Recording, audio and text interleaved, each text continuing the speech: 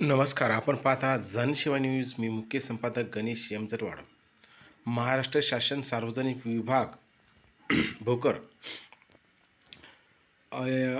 कामाचे नाव सहस्रकुंड, इस्लापूर, कोसमेट, हुडी, तोटंबा, मार्लागोळा, चिखली, कंचली, मलकजाम, अपारापेठ ते तेलंगणा राज्य सीमा रस्ता राज्य मार्ग 465 पूल व मोऱ्यासह सुधारणा करण्याबाबत किमी 4/5/5/00 किमी 13/00.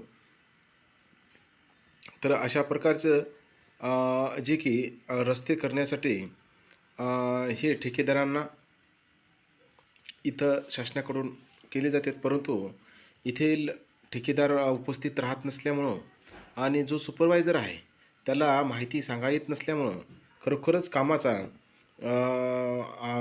तातूरबातूर कामाचे हे इथं दिसून येत आहे.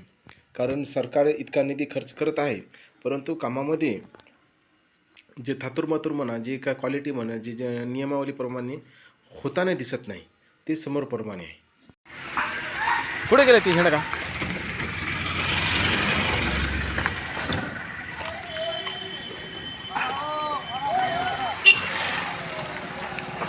कुठे गेले इंजिनियर? कुठे आहे इंजिनियर? किती आहे इंजिनियर कुठे आहे? इंजिनियर ऑफिसला. डांबर किती टाकायचं? तुम्ही कोण आहे इथं? सुपरवायझर. सुपर डांबर किती टाकायचं होय? नंबर दिसणं गेलं तुम्हाला. तेच किती काय लिमिट, काय किती ml वगैरे ग्राम वगैरे काही असेल ना? इंजिनियर साहेबाला विचारा. बरं कमी आहे का? राय नंबर कमी आहे. इंजिनियर साहेब सांगते रे, पडू नको. हे बघा, इकडे कॅमेरा करा. हां, करा, फोटो काढा, मला सांगतो. चालू आहे शूटिंग. हां, त्या कोटला नंबर आहे बघा.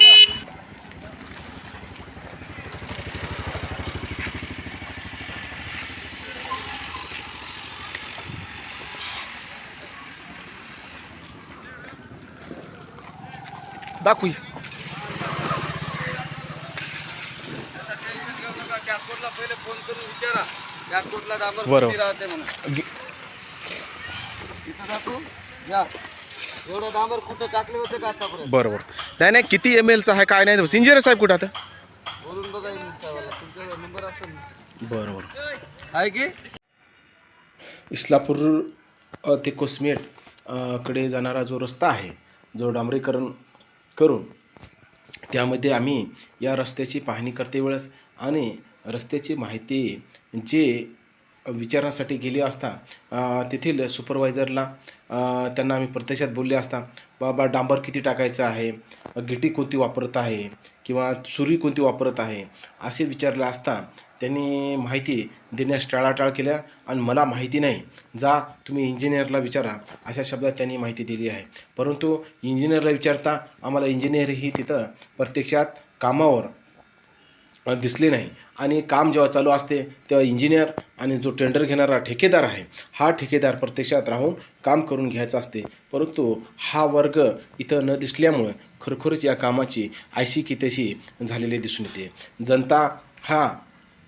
जनता समजते की 10 ते 20 वर्षानंतर अचानक रस्ता येतो, अचानक रोड येतो, परंतु रोड हे वर खर्च सरकार कोट्यवधी रुपये खर्च करत असतो, परंतु या कोट्यवधी रुपयाच्या बदल्यात खरोखरच हे काम ओरिजिनॅलिटी आणि गॅरंटेड काम होत आहे का, हा एक सरकारला प्रश्न आहे.